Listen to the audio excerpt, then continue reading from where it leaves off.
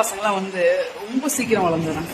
ஏன்னு கேட்டா நான் கல்யாணம் ஆகி ஒரு நிமிஷம் பசங்க வந்து எங்க 44 பசங்க ரொம்ப சின்ன சின்னதாயிட்டாங்க. ஆனா இப்ப அவங்களுக்கு கல்யாணம் ஆகி அவங்களுக்கு குழந்தை பிறந்து இப்ப நாங்க அவங்களுக்கு ஒரு சின்ன சின்ன கிஃப்ட் வாங்கிப்போம். ஸோ அதனால நம்மளுடைய ஃபேமிலிக்கு நாங்க ஷேர் பண்றேன், நம்ம ஃபாலோவர்ஸ்க்காக ஷேர் பண்றேன். வாங்க என்ன மாதிரி நம்ம வந்து பர்ச்சேஸ் பண்ணிருக்காங்க பார்க்கலாம் வாங்க.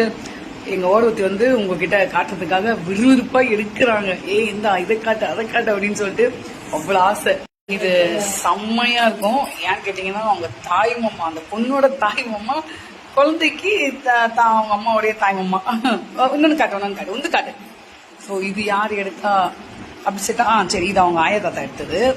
ஸோ செம்ம பந்தாவா இருக்கு, பயங்கரமா இருக்கு, சூப்பர்ரா. வேற வேற வேற காட்டு.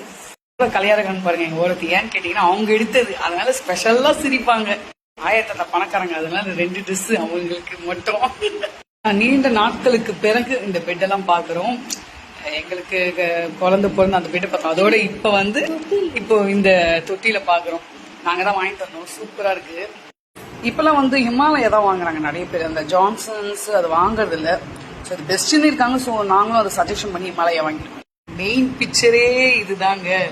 இப்ப தங்க விக்கிற விலைக்கு கஷ்டம்னா, ஆனா பட் நம்மளுடைய கடமைன்னு ஒண்ணு இருக்கு. ஸோ குழந்தைங்களுக்காக நம்ம செஞ்சே ஆகணும். எவ்வளவு சம்பாதிச்சாலும் பேருன்றது ஒண்ணு இருக்குல்ல. ஸோ அதனால தாய்மாமங்களுக்கு வந்து சீர் செஞ்ச இந்த ஒரு 2 மோதிரம் எப்படி இருக்குன்னு நீங்களே சொல்லுங்க.